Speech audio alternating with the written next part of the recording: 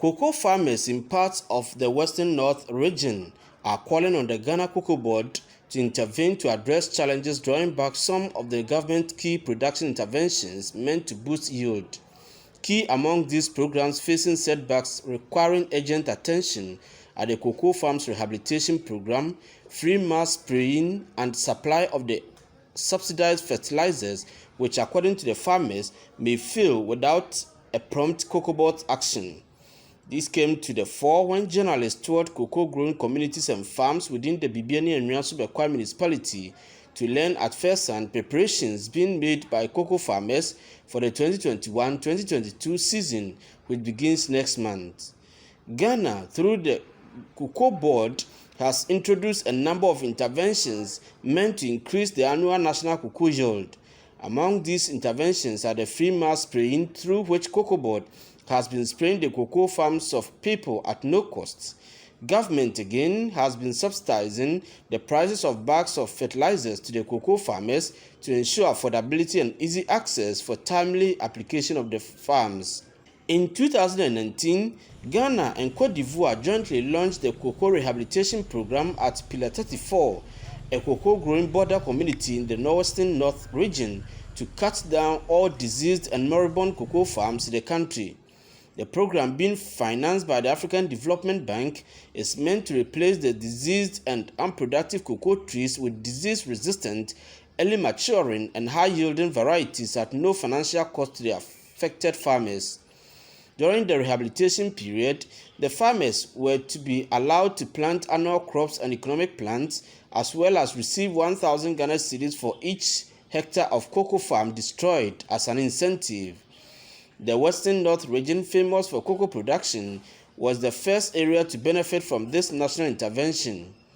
Members of the Ghana Agriculture and Rural Development Journalists Association, GAJA, a group of journalists committed to the promotion of agricultural production in the country, set out to find out progress made in these production interventions and bring to the attention of the authorities any concerns for redress. The journalists spent 2 days to tour about 8 cocoa-growing communities, farms, and interact with farmers to learn at first hand the successes and challenges. The communities visited include Ehia, Sirano, Dabuase, Ntrenso, and Jakamanso. It was observed from the farms visited that while some of the farms were doing very well, others had challenges. The farms were among those being reactivated under the Cocoa Rehabilitation Program. During the encounter with farmer groups at various locations, issues raised included the cocoa farmers' pension and lingering problems. The farms were among those being cultivated under the Cocoa Rehabilitation Program. During the encounter with farmer groups at various locations, issues raised included the cocoa farmers' pension and lingering problems with the rehabilitation program. The chief of Ntrenso, Nana Kwesi Asante, spoke about the frustrations both beneficiary farmers and the youth in the cocoa rehabilitation program are going through. Rehabilitation,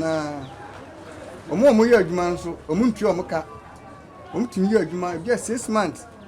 No muncho mukada. Nanu says can. Aband the back and I say on farmer.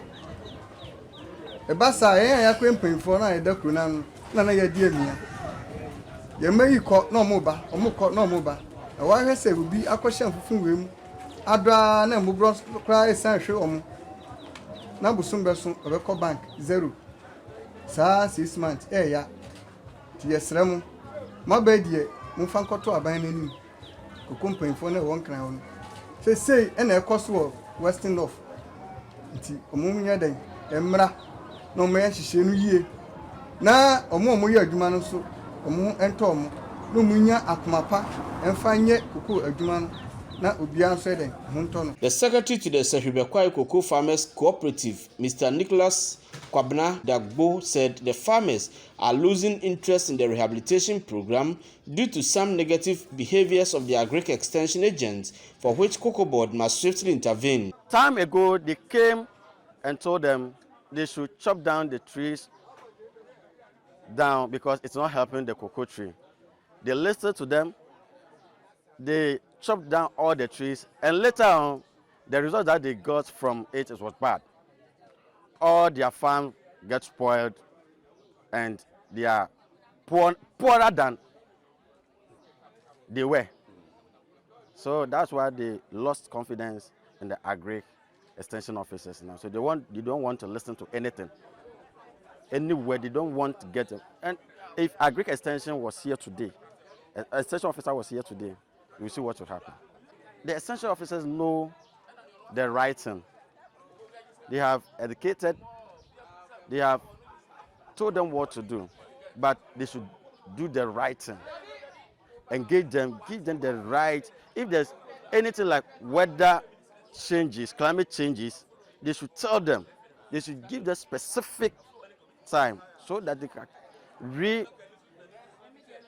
re-energize these farmers so they can have the love back for the work. Chairman of the Yenda Tinti Farmers Union, Solomon Granson, expressed serious reservations about availability and prices of the Cocobod'S recommended chemicals to spray their farms. Recently, I heard that they brought some chemicals for the farmers. And look at this big community. They had only 4 boxes, and each box is what? 12. That is 48. And we have not less than 2,000 farmers in this community. So if we are doing this, then how are we boosting the cocoa farming in Ghana? You go to the market, at times we go to the market, Cocobod'S chemical is being sold at the market. You go to some market, you get the prices are very, very high, of which cocoa farmers cannot afford.